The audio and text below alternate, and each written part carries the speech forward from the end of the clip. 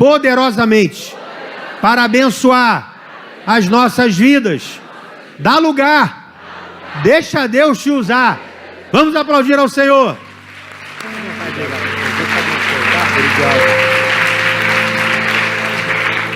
Glória a Deus. Boa noite. Paz perfeita seja multiplicada, extensiva, e esta paz que excede todo entendimento guarde seu coração, seus sentimentos em Cristo Jesus, alcance sua casa e sua família. É honroso demais para mim estar aqui, uma alegria no meu coração, poder conhecer mais uma parte da família de Cristo, poder ter a oportunidade já na primeira vez de estar, poder dividir com você uma palavra, a minha palavra de gratidão ao Senhor nosso Deus e ao pastor da igreja pela tão imensurável oportunidade de poder dividir com os irmãos uma palavra da parte de Deus. Eu já vi que o irmão do som está tentando me ajudar e começou a rodar. Fique em paz, daqui a pouco eu vou gritar, tá? Precisa aumentar não, que eu vi que você tentou aumentar. Qualquer coisa você pode só dar para mim retorno, mas não precisa aumentar não, que eu... É assim mesmo, é igual o carro a álcool. Demora a pegar, mas pega, hein? Então é bom estar aqui. Eu sou feliz demais de conhecer o pastor dessa igreja. Sou Luciano, minha gratidão. Eu trago um abraço da minha esposa, dos meus filhos, da minha casa a esta igreja. Estou acompanhado do Gabriel. Gabriel tem agonia de ficar em casa. Pensa num cara que não consegue ficar em casa. É baterista lá da igreja. E aí ele, onde eu vou, ele fala que vai. Daqui a pouco hoje chega correndo lá em casa. Deus é bom e eu louvo a Deus pela vida do Gabriel. Eu digo que existem algumas coisas que eu quero, mas eu não preciso. E existem coisas que eu preciso, mas eu não quero. Por exemplo, eu quero muito uma Discovery, uma Land Rover. Eu não preciso, meu carro me leva para onde eu tenho que ir. Eu preciso muito de uma academia. Quem disse que eu quero? E às vezes dentro de um culto acontece isso. A gente vem atrás do que a gente quer e não do que a gente precisa. E aí a gente se move pelo que desejamos e não do que realmente precisamos. Eu quero acreditar que o que te move a estar aqui não são suas preferências, mas são suas necessidades. E eu quero crer que hoje nós temos uma necessidade de viver em Deus um milagre extraordinário. E eu quero liberar para a tua vida uma palavra profética. Eu não vim pregar, eu vim profetizar. E eu já queria que você profetizasse com os olhos e sorria com a máscara, né? Dá uma olhada para esse irmão que está do seu lado e diga para ele: essa é a sua noite. Hoje é o seu dia. Eu estou pronto, preparado para viver o que Deus tem para minha vida. Meu pai, eu estou sentindo até que eu estou com voz de pregador. O cara mexeu em alguma coisa aqui que fiquei power aqui. Vamos lá. Evangelho de João, é o capítulo de número 9.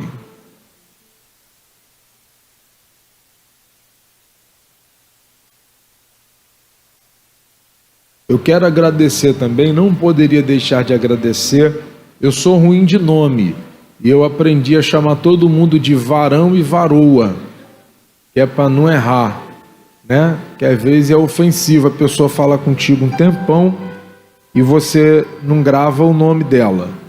E eu estou falando já há alguns dias com uma moça aqui da igreja, muito simpática, Paloma, que assim que cheguei me recebeu ali com muita alegria, me conduziu até aqui à frente, solícita, prestativa, dedicada naquilo que faz. Que Deus te abençoe, Paloma. E hoje também eu recebi o contato de um outro campeão que está na organização do culto, que eu já peguei, Danilo, já peguei cola da organização do culto e já vou dar trabalho para o povo lá da igreja. Deus é bom, né? Já dizia um filósofo, na vida nada se cria, tudo se copia. E a gente vê o que é bom, a gente copia também, né? E aí eu estou vendo tudo aqui, eu estou aqui assim olhando tudo, né? E Deus é bom. Você achou João 9? Diga graças a Deus. Diz assim a palavra do Senhor: ao caminhar, Jesus viu um cego de nascença. Os seus discípulos lhe perguntaram: Rabi, quem pecou, este homem ou seus pais, para que nascesse cego? Jesus lhe respondeu: nem ele pecou, nem seus pais, mas foi para que as obras de Deus fossem reveladas na vida dele. Eu devo fazer a obra daquele que me enviou enquanto é dia, a noite vem quando ninguém pode trabalhar. Durante o tempo em que estiver no mundo, sou a luz do mundo. E então, tendo dito isto, ou tendo dito estas palavras, cuspiu no chão. Como é que está na sua tradução aí? E fez o quê? Fez o quê? Fez o quê? Tá. Minha tradução é diferente, mas daqui a pouco eu converso com você sobre isso. Com saliva. Em seguida ungiu os olhos do cego com aquela mistura e ordenou ao homem: vai, lava-te no tanque de Siloé. O cego foi, lavou-se e voltou vendo. Voltou? Portanto, os vizinhos e aqueles que o conheciam como cego diziam: não é este o mesmo homem que costumava ficar sentado mendigando? Uns afirmavam: é ele mesmo. Outros comentavam: apenas se parece com ele. Ele mesmo, entretanto, assegurava-lhe: sou eu o homem. Por esse motivo indagaram-lhe: como se te foram abertos os olhos? Você pode ler aí o verso 11, só para eu ver como é que está a sua tradução? No 3. Vamos lá no 3, que aí fica mais tranquilo. 1:3.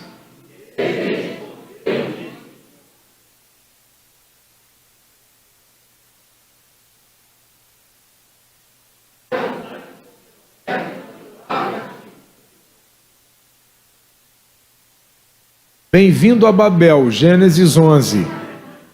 A confusão de língua danada. Sangue de Jesus tem poder. A minha expressão está assim: eu fui, lavei e voltei vendo. Então fui, lavei e me recebi a visão. São muitas traduções. Poderia ficar aqui falando para pelo menos umas 5 ou 6 vertentes. Mas eu queria que você, antes de sentar, olhasse para alguém e dissesse assim: você veio, vai lavar e vai voltar vendo o milagre de Deus na sua vida. Você crê nisso? Então senta dando glória a Deus aí. Vamos lá. Bom, bem verdade que quando nós falamos das feituras das mãos do Senhor, do trabalhar das suas mãos, nós encontraremos, enquanto lemos Mateus 10, né, profeta? 45, copo d'água profeta, galardão de profeta. Esses irmãos da água são os mais interesseiros da igreja. Eles não trazem água, eles vêm atrás de galardão. Deus abençoe, tá? Obrigado. Bom, é bem verdade que quando nós falamos a respeito dos milagres que Jesus operou, nós precisamos lembrar do período do exercício do seu ministério, aproximadamente 3 anos e meio. Precisamos nos lembrar da expressão de João, capítulo 20, aonde João vai dizer para nós que nem todos os seus feitos puderam ser relatados, tamanha fora a grandeza do trabalhar das suas mãos. Mas quando nós nos debruçamos a ler e a meditar sobre as Escrituras Sagradas, nós encontraremos 35 milagres e 7 atos milagrosos, feituras das mãos do Senhor. Quando a gente fala sobre 35 milagres operados por Cristo, não é que queiramos limitar os seus feitos ou trabalhar das mãos, porque sabemos que não poderíamos aqui limitá-lo. até porque eu vou me recordar de uma expressão em Mateus 14, quando Jesus despedia a multidão e os discípulos entravam no barco a navegar, e ele ia se dirigir ao monte a orar, e o texto diz para nós assim: e ele orava, de sorte que todos que se aproximavam dele eram curados da sua enfermidade, eram livres das suas opressões, e muitos o aceitavam como Salvador. Então não existe possibilidade alguma de nós aqui querermos, sem sombra de dúvida, limitar os feitos das suas mãos a dizer sobre 35 milagres. A gente fala do que está registrado, 35. Até porque Hebreus 13:8 diz: ele é o mesmo ontem, ele é o mesmo hoje, continua sendo o mesmo para a eternidade. Eu não sei você, mas eu sou um milagre e não estou na Bíblia. Então eu não posso dizer que Jesus operou apenas 35 milagres, mas do que para nós fora registrado, tem 35. Desses 35 que Jesus operou, ele só não curou mais cegos que leprosos, pois de uma vez só ele curou 10 leprosos. Então, bem verdade é que do obrar das suas mãos, a segunda enfermidade que Jesus mais cura é a cegueira, depois da lepra. Essa enfermidade cegueira, nós encontraremos registrados na Bíblia 5 homens que alcançaram a graça de terem os seus olhos abertos e de tornarem a ver, de voltarem a enxergar. É fato que dos 5 que Jesus curou, apenas um nasceu, os outros 4 foram acometidos da enfermidade. Quando a gente pode perceber isto, ou ter a percepção disto? Pela fala daqueles que são curados e pela declaração do próprio João no verso de número 37 do capítulo de número 9, quando João escreve assim: desde o princípio do mundo nunca se ouviu falar antes de alguém como o Senhor, que tivesse o poder de abrir os olhos de alguém que nasceu cego.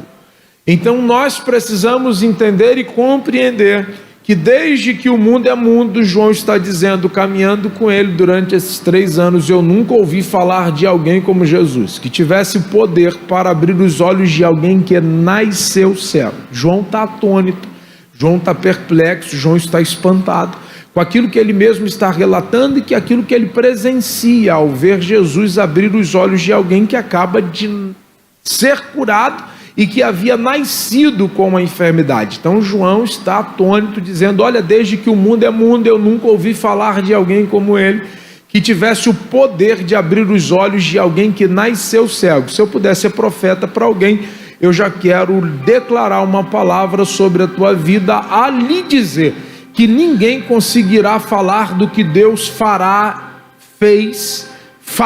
e fez na sua vida, sem que se espante, sem que se admire e sem que não glorifique o nome daquele que está operando em favor da sua vida. Prepare-se para deixar pessoas perplexas ao narrarem a respeito da sua casa, da sua vida e da sua família. As pessoas não conseguirão falar do que Deus está fazendo em você, por você e através de você, sem se espantar com o que Deus está fazendo acontecer. Quando a gente olha e encontra 2 que estão na cidade de Jericó, eles clamam: Jesus, filho de Davi, tenha compaixão de mim. É interessante a gente olhar e perceber, dentre tantos milagres que Jesus operou, algumas coisas que são, para mim, de forma pessoal e particular, muito interessantes a percepção. Como, por exemplo, o texto diz em Marcos 10:46, que o barulho da multidão chamou a atenção do cego. Então a gente está diante de uma multidão que faz barulho. E nós percebemos que há 2 cegos no caminho e clamam. Então eu vou perceber uma diferença entre quem clama e quem faz barulho. Porque a multidão faz barulho e chama a atenção de cego, e cego não resolve problema de multidão, mas 2 cegos clamam e faz Jesus parar o barulho da multidão para atender o clamor de 2 cegos à beira do caminho. Então eu vou começar a perceber que barulho só chama a atenção de quem não resolve, mas clamor faz parar aquele que tem poder para resolver a nossa vida. Pastor, me explica para eu entender o que o senhor entendeu. Eu entendi que tem muita gente no meio dessa multidão que faz muito barulho e clama muito pouco, e barulho não faz Jesus parar, mas clamor faz Jesus parar para atender a gente. Então hoje, se eu puder te dar um conselho, não é o barulho que a gente faz, que a gente faz muito barulho no meio das provas, mas a gente clama pouco no meio delas. Às vezes a gente fica murmurando, isso é barulho, isso não é clamor. Às vezes a gente para ficar falando com os outros, é barulho, não é clamor, porque barulho só chama a atenção de quem não resolve. Ficar falando da sua vida para quem não resolve também não adianta. Então, se eu puder te dar um conselho, começa a clamar, porque clamando vai fazer parar aquele que tem poder para resolver o que você precisa. Quando ele para, ele vai até o cego e pergunta: o que queres que eu lhe faça? Ele diz que eu torne a ver. Se ele diz que quer tornar a ver, porque não nasceu, ele quer voltar a ver. Então, se ele quer voltar a ver, é porque ele não nasceu, ele foi acometido da enfermidade. A gente vai se deparar com um Betsaida, que o texto diz que Jesus pega a saliva da sua boca, leva aos seus olhos e pergunta: o que vê? Ele disse: eu vejo homens que andam em forma de árvore. Se ele tivesse nascido, ele não saberia identificar uma árvore. E o texto diz que Jesus pega a saliva mais uma vez, leva aos seus olhos, e ao mesmo instante ele diz: pronto, agora estou vendo. Há um que está no meio do templo clamando, é um dia de sábado, Jesus o leva para fora da sinagoga, pergunta a ele o que ele quer, e ele diz que eu volte a ver ao cego que está em Betânia, e o texto diz que Jesus estende a mão, toca nos olhos do cego, e no mesmo instante ele é curado. Há uma percepção da minha parte que a enfermidade é a mesma, mas o trabalhar de Jesus é diferente. Perceba que a um ele libera uma palavra, a um ele tira a saliva da boca e leva aos olhos, e a outro ele estende a mão e toca na sua visão. O problema da gente pode até ser semelhante ou parecido, mas o trabalhar de Deus nunca será igual na vida de ninguém. Então nunca se questione por ter um problema semelhante a de alguém e ver Cristo agir por ele e não agir por você. Não quer dizer que o problema é igual, que a atuação divina é da mesma forma. Até porque nossas formas são diferentes e somos indivíduos únicos, e de verdade não tem como comparar nossa vida com a vida de ninguém. E o que Jesus está fazendo por você é tão especial que você vai entender daqui a pouco que eu vou falar para você aqui. Então a gente está diante de 5 homens que tinham essa enfermidade. O que difere esse dos demais, pastor? O fato de ter nascido? Só não. Mas o fato de Jesus ter visto. E alguém vai dizer assim: pastor, mas o cara era cego. Jesus tinha que ver ele mesmo. Os outros 4 eram cegos, mas tiveram sua atenção chamada e de alguma maneira clamaram a Cristo. Esse aqui é o único que não clama, esse aqui é o único que não pede, esse aqui é o único que não chama a atenção de Jesus. Pelo contrário, é a cegueira dele que chama a atenção de Jesus e faz com que Cristo caminhe em sua direção, mas daqui a pouco eu te explico o que chama a atenção nele, que faz Jesus ir até ele. Mas o texto começa dizendo: Jesus entrando na cidade viu. Diga viu. Não, diga mais forte: viu. Bom, eu me alegro porque o Salmo 101 verso 6 diz que os olhos do Senhor estão sobre o justo e os fiéis da terra. Então ele me viu. Mas aí eu me alegro porque ele me viu somente, não, é porque toda vez que eu vi que ele viu, eu vi ele agindo.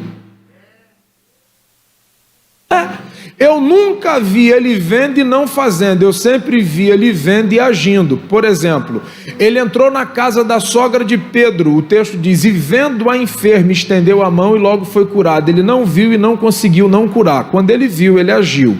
Eu vi ele entrando numa cidade chamada Jericó. Na entrada cura 2 cegos. No meio do caminho, um cara de pequena estatura quer vê-lo passar. Quer vê-lo?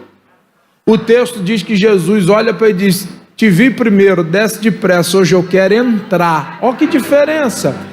O que mudou, pastor? É que essa geração vive como Zaqueu, quer conhecer o Cristo que passa, mas não quer conhecer o Cristo que entra. Porque o Cristo que passa não muda, o Cristo que entra transforma. Aí o texto diz que Zaqueu quer subir na figueira para ver o Cristo que passa. Cristo olha para cima da figueira e diz: desce porque eu te vi primeiro e eu não quero passar, eu quero entrar na tua casa. É diferente. Pastor, muda porque ele me viu? Quando ele me viu, ele não quis passar na minha vida. Quando ele me viu, ele decidiu entrar na minha casa. Então eu vou me alegrar porque ele me viu, e se ele me viu é sinal de que alguma coisa diferente vai acontecer na minha vida em favor da minha família. Aí o texto diz que ele vai caminhando com Zaqueu em direção à sua... O que ele disse quando ele entrou na casa? Alguém lembra? Quando Jesus entrou na casa de Zaqueu, o que ele disse? Gente, pode falar o que você lembrou. Alguém lembra o que ele disse? Oi? Ele não era digno de... É outro texto. Esse aí foi o centurião, que falou, não entra aqui em casa não, que eu não sou digno de que tu entre na minha casa. Na casa de Zaqueu ele entra. E quando ele entra, há uma declaração. Hoje...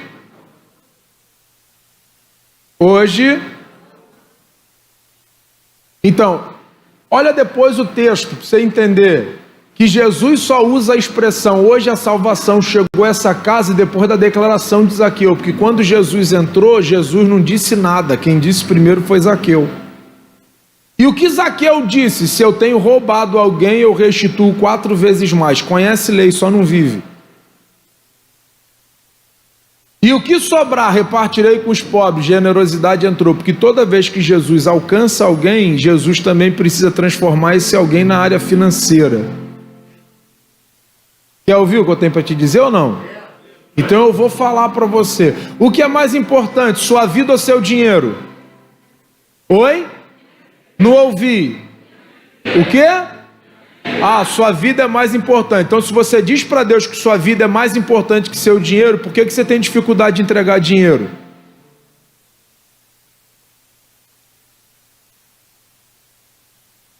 Você confiou nele para entregar a vida, só tem dificuldade de entregar dinheiro.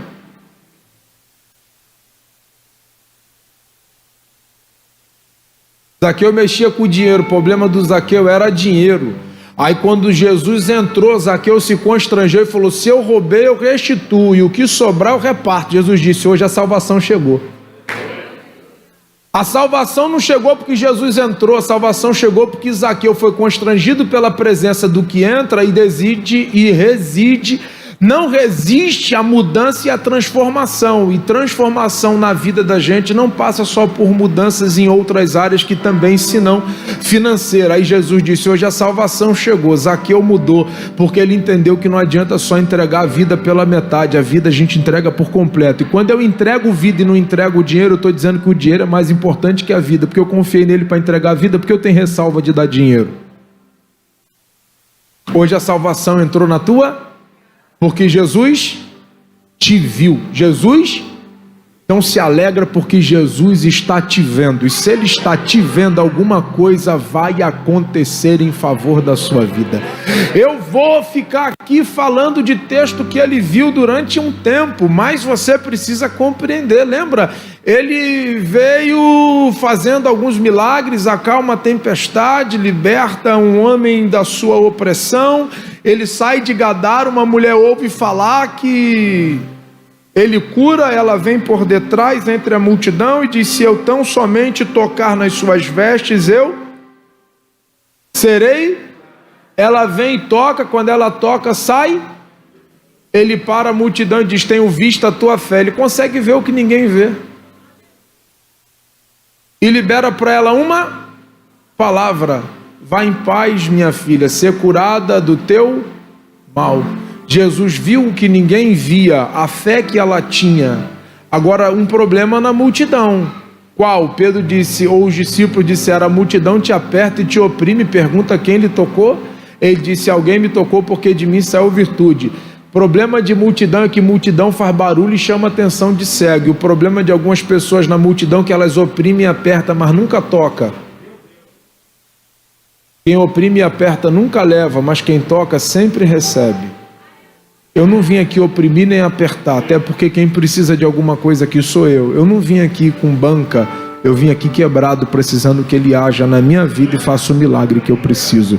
Então se eu puder liberar uma palavra, Ele te viu, e se Ele te viu, Ele vai ver o tamanho da tua fé, e mediante a tua fé Ele libera uma palavra, e a palavra que você precisa é vá em paz, ser curado, viva o que você tem que viver. Eu poderia ficar aqui falando sobre Jesus viu, porque toda vez que Ele viu, Ele agiu. Lembra que Ele foi a uma festa e ele não entra pela porta principal, ele entra pela porta chamada Porta das Ovelhas. Ele se depara com um tanque, na beira do tanque tem um paralítico. Esse paralítico está ali há quanto tempo? 38 anos. Quantos anos? 38 anos. Você é bom de conta? Jesus está indo no templo com 30 anos, cumprir seu ministério em uma festa. Lembra que nessa mesma festa ele foi com 12. E aí o texto diz assim, e sabia Jesus que ele estava ali há muito tempo. Ele não sabia que ele estava ali há muito tempo por percepção divina, porque Paulo disse que ele não usou os seus atributos, onisciência, onipotência e onipresença, não usou por usurpação ser igual a Deus. Ele não sabia que aquele cara estava ali há tanto tempo por divindade, ele sabia que aquele camarada estava ali há muito tempo por memória, porque com 12 ele foi, e com 30 ele volta. 12 anos mais tarde, Jesus volta ao lugar que aquele paralítico está. Ele vai ali com 12, volta com 30. 18 anos mais tarde, ele volta ao mesmo lugar. E o paralítico está no mesmo... Quer ouvir o que eu tenho para te dizer? Diga amém. O texto diz, e vendo a ele, perguntou, queres ser curado? Engraçado, ele foi com 12. Mas com 12 ele foi para quê mesmo? Ensinar os doutores da lei, e todos pasmavam com sua sabedoria. Com 30 ele volta, e o paralítico está no mesmo, e agora ele pergunta, quer ser curado?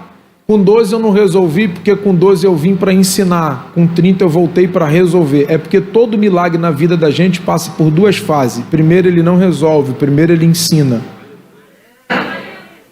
Mas o mesmo Deus que ensina, tranquiliza, volta para resolver.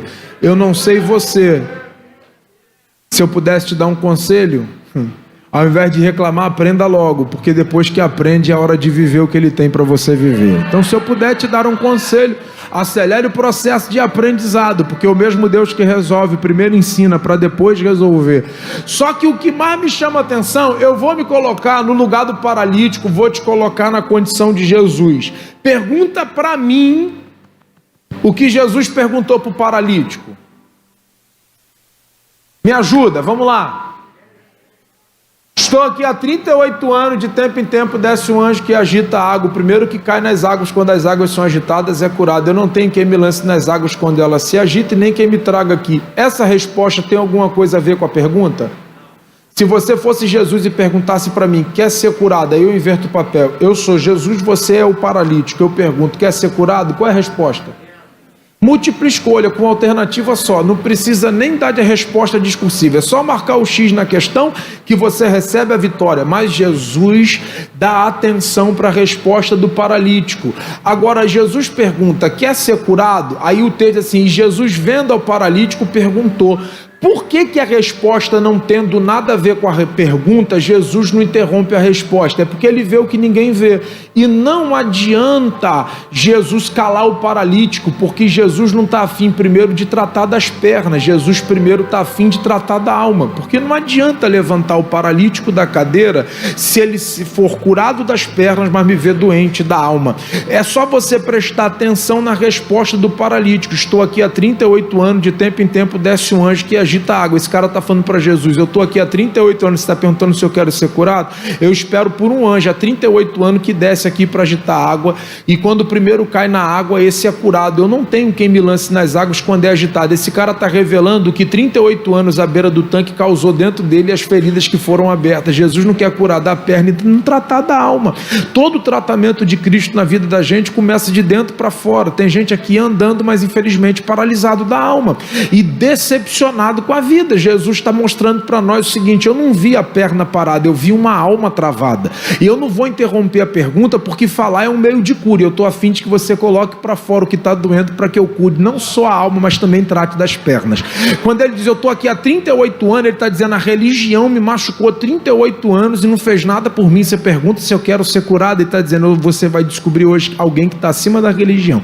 Ele está dizendo, eu estou aqui há 38 anos, as águas agitadas, o primeiro que cai é curado. Eu não tenho quem me lance nas águas. Ele está dizendo assim, das duas uma, esse paralítico é ruim de relacionamento, porque 38 anos deu para fazer um amigo para dar um empurrãozinho para ele cair dentro das águas, ou todo mundo que está na beira desse tanque é egoísta e só olha para o seu próprio umbigo, não está nem aí para a dor de quem está do lado. Mas Jesus está perguntando para ele, quer ser curado? Você está decepcionado com a religião? Eu vou mostrar para você alguém que está acima da religião. Você se decepcionou com os relacionamentos, com os amigos, não teve ninguém para te ajudar, ninguém que te empurrou, ou você que não soube ser amigo de alguém para que alguém te desse o empurrão que você precisava, vou mostrar para você que eu também estou acima dos relacionamentos e de amizade, porque eu sou maior do que os amigos, eu sou maior do que o tanque, eu sou maior do que a religião, eu sou maior do que o anjo que você espera. Eu não tenho quem me traga aqui, ele está dizendo, nem minha família acredita mais no meu milagre. Jesus diz, eu sou maior do que a sua família. Então, se a tua família te decepcionou, se os teus amigos te decepcionaram, se a religião te machucou, eu vim aqui te apresentar alguém que está acima da religião, acima da família, acima dos amigos, que te viu aqui esta noite e mandou liberar uma palavra para alguém. Eu te vi, se eu te vi, é sinal de que alguma coisa favorável vai acontecer em teu favor. Aleluia!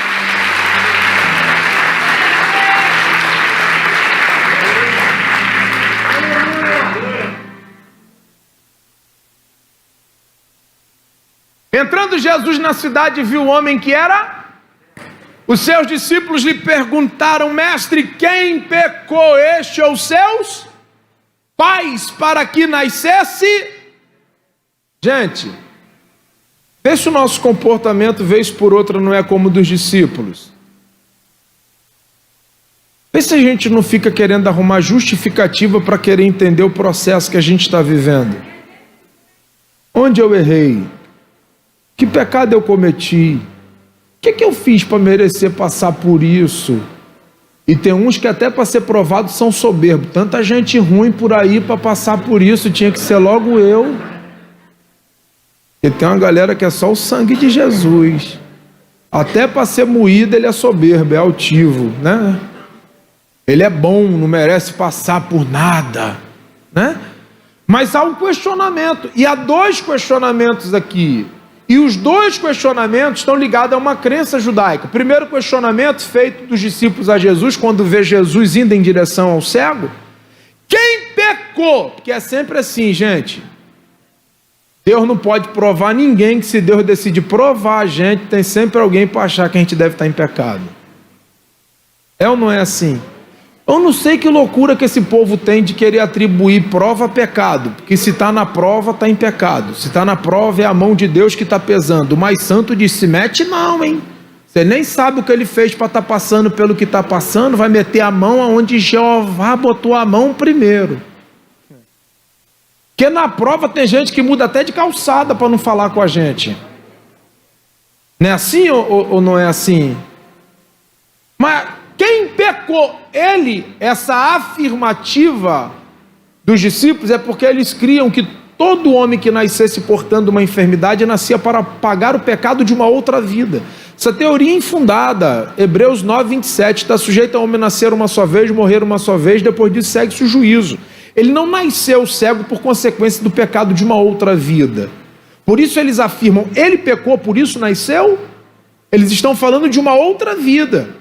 Agora, uma teoria de reencarnação que é infundada, Paulo rebate isso, ou melhor, o escritor aos Hebreus rebate, sujeito a nascer uma vez, morrer uma vez, depois de segue-se o juízo. Como Jesus não responde a primeira, eles fazem a segunda, seus pais pecaram, por isso nasceu? Eles estão falando assim, maldição do pai passou para o filho, e por consequência dos erros dos pais, ele agora nasceu cego. Jesus responde, nem ele pecou, muito menos os seus pais pecaram, mas foi para que o meu nome fosse glorificado. Eu não sei o que Deus viu em você, mas de verdade Ele te escolheu.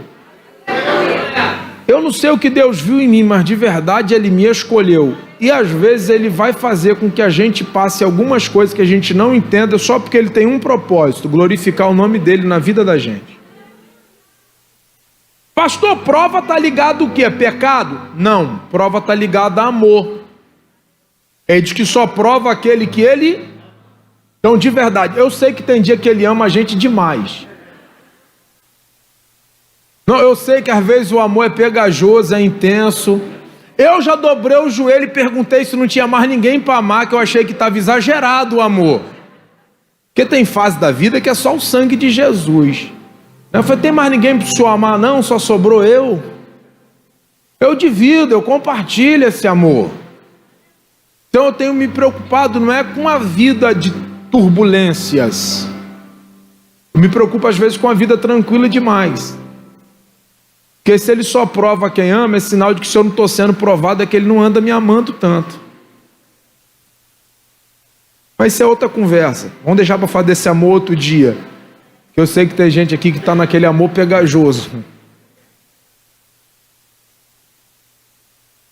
Nem ele pecou, muito menos os seus. A segunda pergunta também o próprio Cristo respondeu. Nenhuma condenação há para aqueles que estão em Cristo, nosso Senhor. Posso profetizar? Ah, não. Desse jeito aí, posso nada. Nem parece que eu estou na eclésia. Posso profetizar? Então levanta a mão. Levanta a mão para receber o que eu vou declarar. Na sua vida, não vai se repetir a história de ninguém da sua família. Olhe para alguém que está do seu lado, não precisa pegar na mão e diga para ele: eu estou olhando para alguém que Cristo escreveu uma história nova.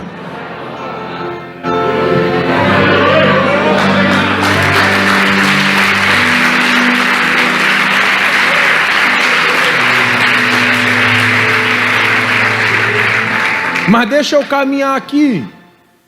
E entrando Jesus na cidade, viu o homem que era cego. Seus discípulos lhe perguntaram, dizendo: Rabi, quem pecou, este ou seus pais, para que nascesse cego? Jesus respondeu: nem ele pecou, muito menos os seus pais pecaram, mas foi assim para que o meu nome fosse glorificado. Convém que eu faça a obra daquele que me enviou enquanto é dia, a noite vem, quando ninguém pode trabalhar. Enquanto eu estou no mundo, eu sou a luz do mundo. E tendo dito isso, cuspiu na terra e com a saliva fez? Eu não li minha tradução. Eu parei na minha tradução. Perguntei o que estava na sua. Na sua está? E aí quando você lê lodo, você tem dificuldade de interpretar e de compreender o milagre. Porque no original não é lodo. E tendo dito isso, cuspiu na terra e com a sua saliva fez barro. Muda muita coisa. Porque de lodo para barro, muda. Muda em quê, pastor? Muda que João escreve esse evangelho na ideia de provar que Jesus é o próprio Deus. Então você vai começar a ver que o evangelho de João é peculiar, é ímpar, direcionado à igreja, aonde João não quer falar da genealogia de Adão. João quer falar de um Cristo que é de eternidade e eternidade.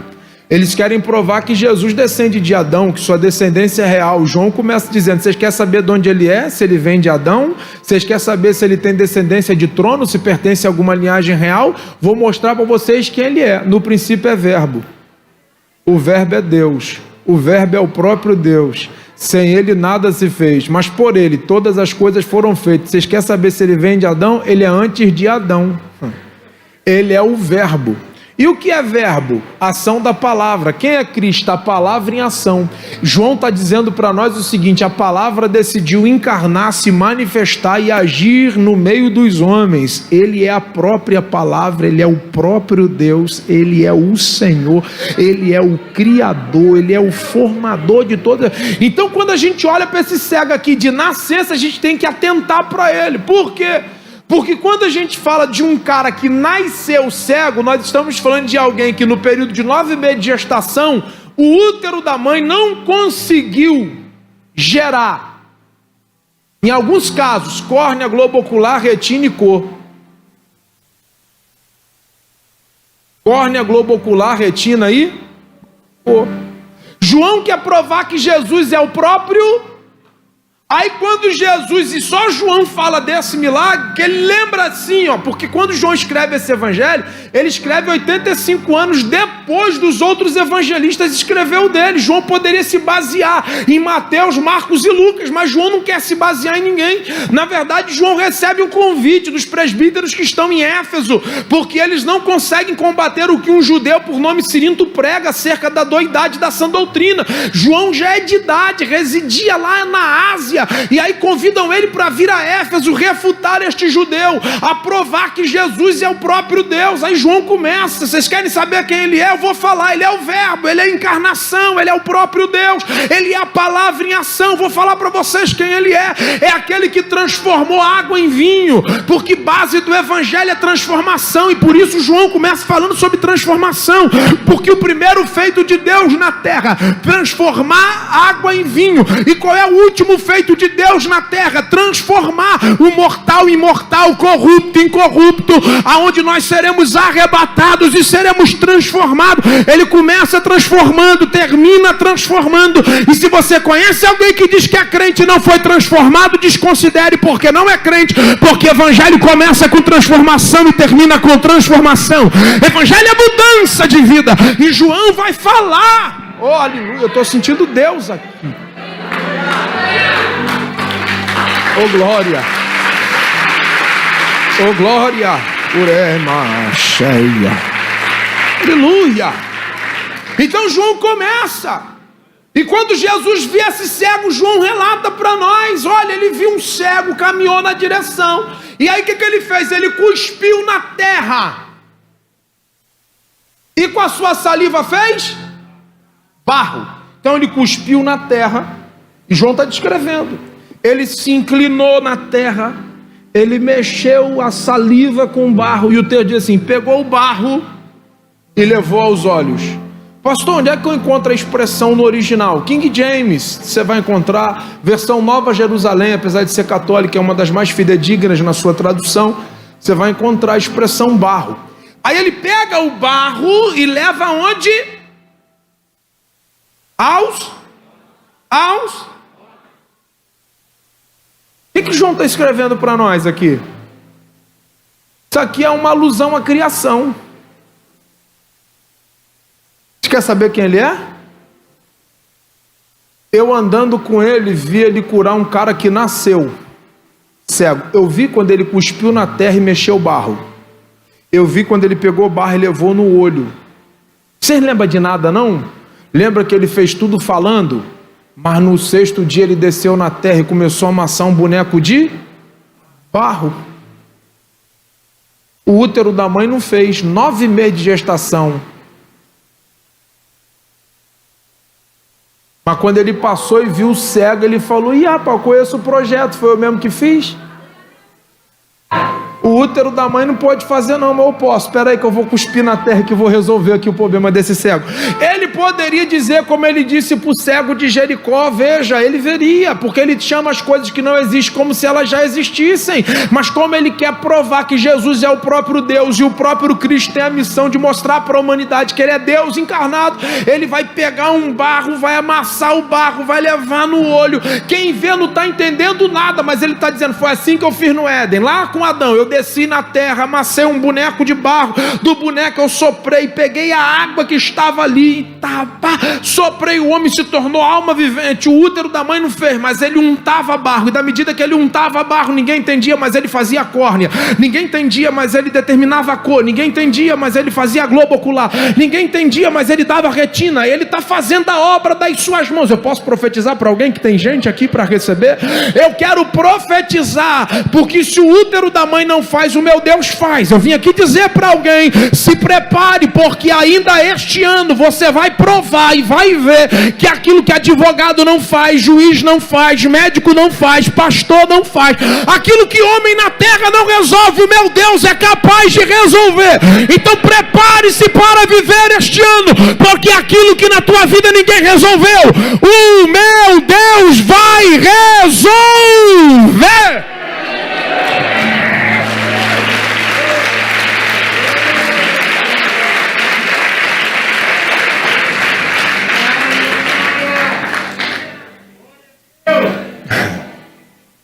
Digo: meu Deus fará por mim o que ninguém pode.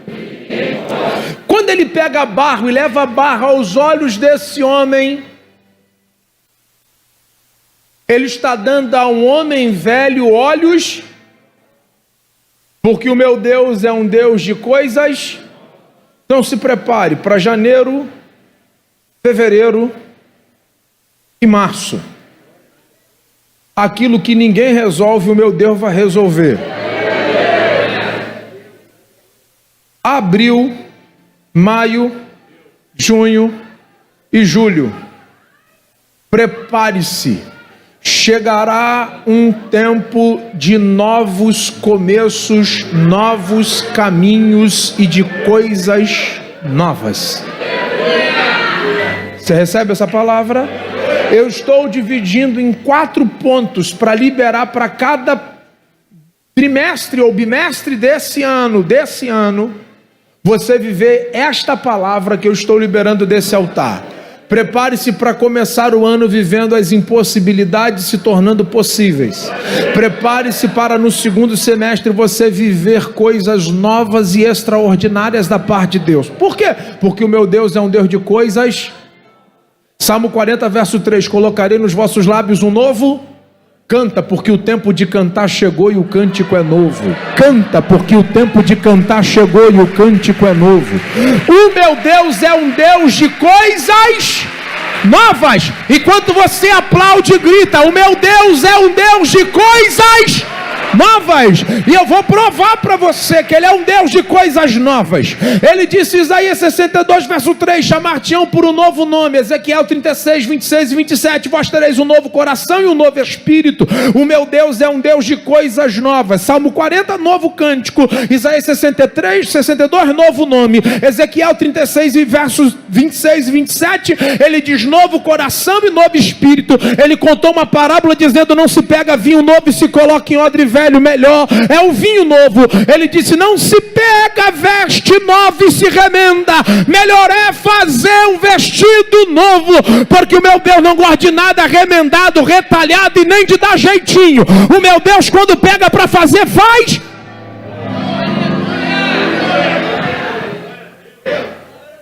Ele não gosta de nada velho, gente, ele gosta de tudo. Ele mandou buscar um jumento novo na entrada da cidade. Falou, é um novo, não traz o outro que está lá não. Vai lá, desce, pega o novo que está lá. Que eu vou entrar na cidade, na entrada triunfal, no jumento novo. Não entrar em velho, novo. Não gosta de nada velho, não gosta de tudo novo. Quando ele morreu, José de Arimateia mandou fazer um sepulcro na fenda da rocha. Não gosta de nada velho, é sepulcro novo, é jumento novo. Depois de 3 dias o sepulcro fica velho, ele abandona o sepulcro e vai para nova Jerusalém. E usa João para escrever para nós que ele vai voltar para buscar uma nova igreja para morar na nova Jerusalém, porque o meu Deus não gosta de nada velho, ele gosta de tudo novo. Tem uns crentes aí que fez curso de mergulhador. É porque quando eu nasci de novo, ele pegou meu pecado e lançou no mar do esqueci. Mas tem uns crentes que faz curso de mergulhador, vai lá e pega de volta, é só o sangue de Jesus. Eu fico tribulado com esses crentes que pegam microfone para falar de quem ele era. Quem ele era não muda nada na vida da gente não, muda quem você é. Não porque no passado eu fiz, não porque no passado eu não matava, roubava, destruiu Satanás. Paulo disse as coisas velhas se passaram, e eis que tudo. E Paulo disse que nós andaríamos em novidade de vida. Ele disse cântico novo, nome novo, coração novo, espírito novo, vinho novo, veste nova, morando na nova. Tudo que ele disse prefigura o arrebatamento da igreja. Cântico novo, vinho novo, veste nova, coração novo, morando na nova Jerusalém.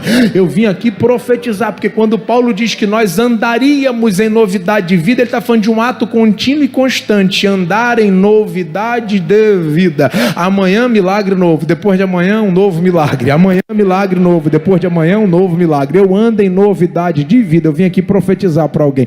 Prepare-se para viver um novo tempo de Deus na sua vida.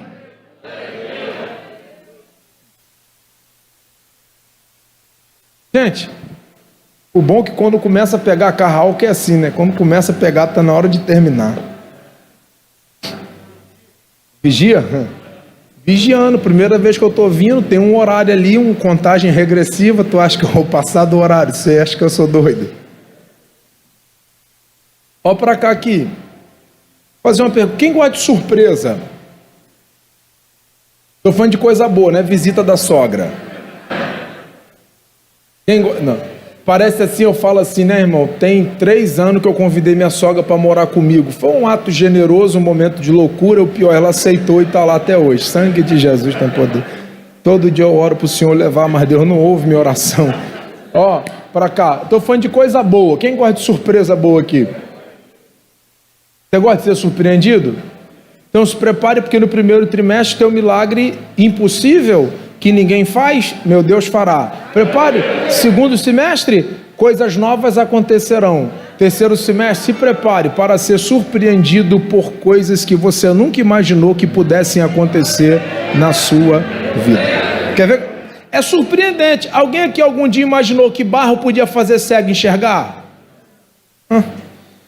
Meu Deus, é fantástico. Ó, alguém aqui algum dia imaginou que cajado abria mar? Alguém aqui algum dia imaginou que um pedaço de lenha podia fazer água amarga ficar boa? Alguém aqui algum dia imaginou que capa poderia abrir rio? Alguém aqui algum dia imaginou que queixada de jumento matava mais que ponto 30? Alguém aqui algum dia imaginou, porque esse serviço que eles estão fazendo aí na pandemia aí, de delivery, entregas, liga, chega, não tem nada novo nisso aí não. Meu Deus inaugurou. Aqui a gente usa o motoboy, meu Deus usava o corvo boy. O profeta estava na caverna, estava precisando de comer e o corvo chegava com carne no bico e pão fresco para o profeta se alimentar. Algum dia alguém imaginou que corvo poderia virar meio de transporte para alimentar um profeta triste dentro da caverna? E meio louco esse profeta, porque ele foi para a caverna se esconder da irmã Jezabel, que falou que ia matar, e dentro da caverna ele está dizendo para Deus assim: me mata, eu quero morrer. Quisesse morrer era só ficar onde estava. Entendeu? É que a gente que é crente, quando entra no moído, começa a pedir umas coisas que nem a gente sabe o que a gente está pedindo. É assim mesmo, parece que a prova rouba o juízo da gente. O cara fugiu para não morrer. Jezabel falou: vou matar, hoje eu arranco tua cabeça. O cara foge, esconde dentro da caverna. Aí Deus tem que ficar mandando um corvo levar comida para ele lá dentro da caverna. Que me mata, Senhor, eu quero morrer. Me mata, Senhor, que eu quero morrer. É que Deus é um fantástico. Fosse eu só volta para onde tu veio. Volta, vai lá. Quer morrer? Vai para lá, morre lá. Jezabel está lá, não precisa nem te matar, é só ficar perto de Jezabel que ela faz serviço para mim. Mas alguém aqui um dia imaginou que corvo podia? Podia nada. Alguém aqui algum dia imaginou que morto podia fazer morto ressuscitar? Lembra não? Jogaram o morto na cova do profeta morto, e quando o morto se chocou com o morto pulou da cova. Rapaz do céu, eu fico vendo uns negócios na Bíblia que só sendo crente para acreditar. Alguém que algum dia imaginou que um pouco de farinha de azeite pagava pouco de farinha e um pouco de azeite alimentava viúva, filho de viúva, a vila da viúva e o profeta? E o pior, a farinha só dava para uma refeição. Ela falou: não tem como eu fazer o bolo para o senhor não, porque a farinha da panela só dá para um bolo. Ele disse: faz primeiro para mim. Aí ele faz primeiro e entrega para ela, e ela volta na farinha da panela, faz o bolo e entrega para o profeta. Dava para quantos bolos? Ela disse: um bolo, vou comer e vou morrer. Ela fez o bolo, entregou na mão do profeta, voltou e o texto é claro, tá assim: a farinha da panela não acabou. Não veio farinha de lugar nenhum, a farinha da panela não acabou. Não está Deus tocando em ninguém para trazer farinha. É o pouco que ela tinha, que ela achava que só dava para uma refeição, durou 3 anos e meio. Era mais ou menos assim: ela fazia o bolo, dava para o profeta e voltava, e a farinha da panela não acabou. Ela fazia outro bolo, voltava na panela, e rapaz, a farinha da panela nunca acabou. Foi 3 anos e meio de surpresa. Volta na farinha, a farinha não acaba, mas só dá para uma refeição. É porque é assim que funciona no reino. Como, pastor? O reino nunca te apresenta uma necessidade, o reino sempre te apresenta uma oportunidade. Não entendi, pastor, explica. O profeta está sendo alimentado pelo corvo. Deus não precisa da viúva pobre para alimentar o profeta, porque a oferta que ela entrega para o profeta não mudou a vida do profeta. A oferta que ela entregou para o profeta mudou a vida dela. Quando o reino te apresenta uma necessidade, o reino não te apresenta uma necessidade, o reino te apresenta uma oportunidade, porque o bolo que ela entrega para o profeta não mudou a vida do profeta. O profeta está comendo, tem corvo levando carne. Deus só tirou o profeta de onde estava porque ele queria visitar a casa da viúva com um milagre. Então, quando o reino te apresentar uma necessidade, entenda, não é necessidade, é a oportunidade que o reino está te dando de mudar a sua vida. Ah, se eu fosse...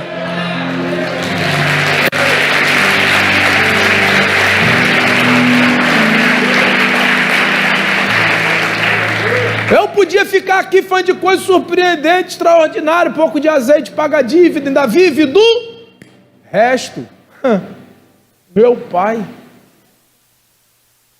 Jeová tem 1 minuto e 25. 22. Olha para cá. Quando tu tem dinheiro, tu guarda onde? Demorou para responder, eu já vi que não tem. Olha só. Vou melhorar a pergunta. Quando tem, guarda onde? Banco. Banco. Aí inventaram um negócio chamado caixa. Você usa ele para sacar. O que você faz? Você insere o cartão, digita a senha e abre uma boca. Meu filho guarda a parte que quando a boca abre, ele sempre olha para mim e diz assim, posso pegar? Eu digo, pega e dá na mão de papai, que devorador lá em casa já basta a sua mãe. Né? Tem uns espíritos que tomam de vez em quando, a gente tem que estar em oração. Quem dizime oferta tem que andar sempre ligado. Aí, você acha que caixa eletrônica inauguraram quando? Agora? É porque eu não estou aqui para falar das invenções de Jeová. Por exemplo, ar-condicionado foi lá no deserto. Tinha uma nuvem que refrigerava de dia. Aquecedor também foi lá no deserto. Jeová inventou essas coisas todinha aí. Sistema de delivery, ar-condicionado, aquecedor, negócio que mata muito, ponto 30, estava queixada na mão de Sansão. Essas coisas foi tudo Jeová que inventou. Tranquiliza a alma, que se não tiver arma, ele abre a terra e engole mesmo, que ele é Deus. Não tem problema com isso, não. Ele inventou uns negócios muito doidos. Lembra não? Ele falou para Pedro, vai lá para pagar meu imposto e o teu. Faz como? Vai no caixa eletrônico, saca lá. Como é que saca? A vara é o cartão e a senha, a fé. Porque tem que ter muita fé para ir na beira do mar e achar que vai ter um peixe com a moeda na boca. Ele falou, tu digita a senha, insere o cartão, quando tu pegar o peixe, tu abre a boca, saca a moeda, devolve o peixe para o mar, paga o meu e o teu. Você já pensou que peixe podia pagar dívida de discípulo e de Jesus? Teu milagre virá de onde você menos espera. Você está doido com Deus que você serve? Eu não me desespero, eu confio, eu acredito. Por que você acredita? Por exemplo, eu fico tribulado com gente que dá nome estranho para coisa simples. O povo gosta de inventar. Quer ver? Você vai num rodízio de massa, o cara está assim, o senhor gostaria de comer carbonara, senhor? Macarrão com ovo e bacon. Carbonara. Porra. O senhor quer fricassê, senhor? Frango e milho. Pelo amor de Deus. Aí, há um tempo atrás, eu fui com meu filho, entrei no McDonald's. Eu detesto o lanche do McDonald's. Gente, vocês estão me vendo assim, mas eu pesava 130 quilos a última vez que eu pesei. Quiser a receita, eu te passo depois. Te dou o telefone do médico. Só fazer uma cirurgia. Ó. Eu não gosto desse lugar, porque você paga caro e come pouco e o lanche tem gosto de quero mais. Alguém consegue comer um hambúrguer daquele do McDonald's e não comer outro? O trem é pequeno e é caro. Quando tu soma os dois, dá preço de rodízio. Vai fazer o que lá? Uma criança gosta. Eu fui lá. Aí cheguei lá, perguntei pro cara, qual lanche que tem aí? O cara falou, tem um aqui, natural, Macfish. Foi, traduz, irmão. Fala inglês não, ajuda o profeta. Aí ele falou, não, é um lanche novo aí, fizeram pão com peixe. Eu falei, para de palhaçada. Aí ele falou, parar com o quê? Eu falei, com a palhaçada. Falar que o lanche é novo, a sorte de vocês é que meu Jesus não quis direito autoral. E ele falou assim, que Jesus, que direito autoral? Eu falei, segura aí, fui no carro, peguei a Bíblia. Abri em João 5, o menino tinha 5 pães e 2... É que Jesus não botou em inglês, Macfish, pão com peixe. Porque se tivesse colocado em inglês, Jesus tinha inventado até o lanche do McDonald's.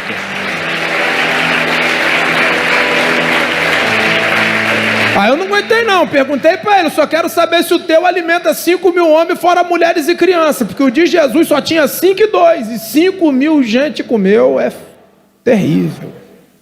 É forte, é tremendo. Alguém aqui algum dia imaginou que 5 pães e 2 peixes alimentaria 5.000 homens fora mulheres e... Irmão, cheguei pro meu filho, falei pro meu filho assim, vem cá, ele era menorzinho. Falei, tu tem poder. Tem uma mulher que iria no shopping, e tudo no shopping é mais caro. Aí eu dei a volta por fora do shopping, falei que estava a fim de andar. Na verdade, estava fazendo hora para ver se a loja fechava. Tem que ter estratégia, irmão. Se não tiver estratégia, dá ruim. Eu dei a volta, cheguei na porta do shopping, falei pro meu filho assim, tu tem poder? Ele, tem, pai? Falei, tem. Tu vai chegar na porta e vai falar, abre porta e ela vai abrir. Ele foi, irmão, mas não deu altura no sensor. Ele falou, abre porta, e a porta não abriu.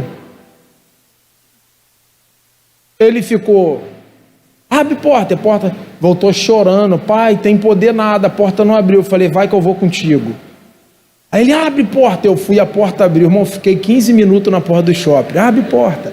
Eu entrava e saía, a mulher, tem que ir na loja comprar. Eu falei, o menino tá brincando, feliz da vida, tu querendo acabar com o prazer do garoto, só com esse negócio de comprar toda hora, comprar. Eu acho que tu não aprendeu a falar pai e mãe quando tu aprendeu a falar. Tu aprendeu a falar, tem que comprar, pô, deixa o menino brincar aqui. Eu tô brincando com meu filho e descobri que Jeová também inventou o sensor de presença. Quando a igreja se reuniu na casa de uma menina chamada Rod, começou a orar, aí o texto diz que veio um anjo, o anjo não tocou em nada, só chegou perto de Pedro e falou, cinge o teu lombo, bota a tua sandália, volta a tua capa e vem. Aí o texto diz que o anjo botava o pé e a porta abriu, o anjo botava o pé e a porta abriu, o anjo botava o pé e a porta abria. Quando deu por si, Pedro estava do lado de fora e batendo na porta. Aí a menina está falando para os crentes assim, para de orar, Pedro está aí na porta. Aí alguém fala, você é louca, menina, Pedro está preso. Que crente é assim, eles oram para Jesus libertar quem está preso. Quando o libertado bate na porta, ele não acredita que o libertado está lá e está chamando quem está dando notícia de que ela está vivendo um milagre de louco. Talvez você esteja me chamando de louco, apresentando para você um monte de impossibilidade que ninguém poderia viver e declarando para você que esse ano você vai viver o que ninguém poderia viver, que esse ano você vai andar em novidade de vida e que esse ano você será surpreendido com milagres extraordinários que virão de onde você menos espera. E eu termino profetizando. Termino mesmo. Agora. Dá uma olhada para o crente que está do seu lado e diga assim, esse ano, essa porta que você precisa, você não mete a mão nem na maçaneta.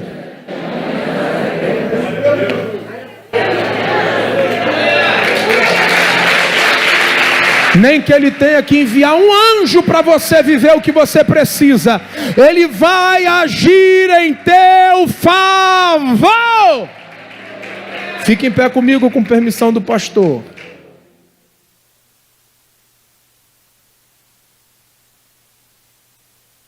Rapaz, zerou o tempo. Acho que o pastor foi generoso. Ele me deu mais 6. Estou vendo contando ali assim, regressivo.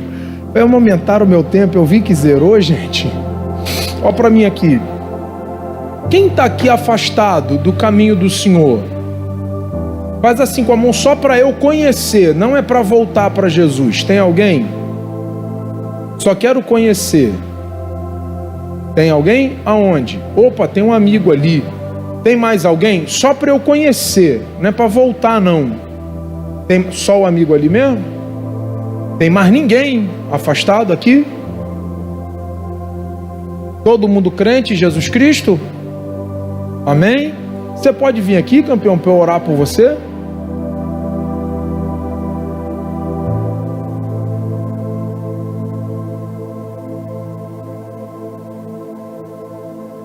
Não, aqui mesmo, pode ficar aqui mesmo, sem problema.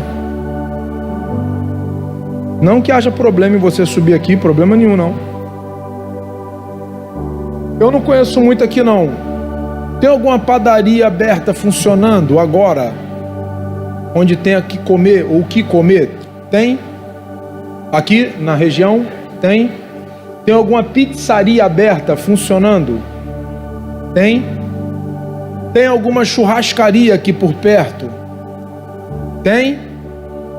O que um afastado está fazendo na igreja com tanto lugar para ir?